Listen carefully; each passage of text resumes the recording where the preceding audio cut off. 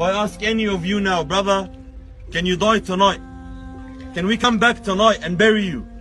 Everyone will say, La ilaha illallah. Of course, death can come anytime. I have no guarantee.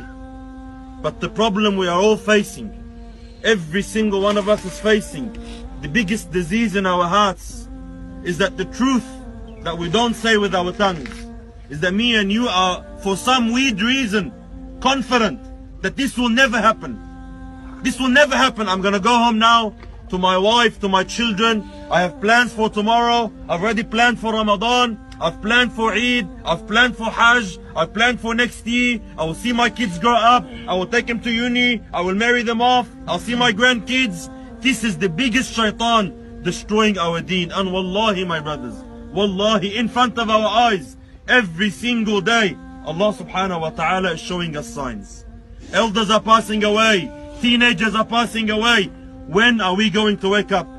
When are we going to realize that wallahi, my brother, wallahi, there is no guarantee. Like the Shaykh said, it's a breath. It's a breath you take in, you inhale, you never know it will come out again. Wallahi, my brothers, death is very, very, very close. And look, my brothers, the shroud has no pockets. This is the end of every one of us. No one takes his house with him.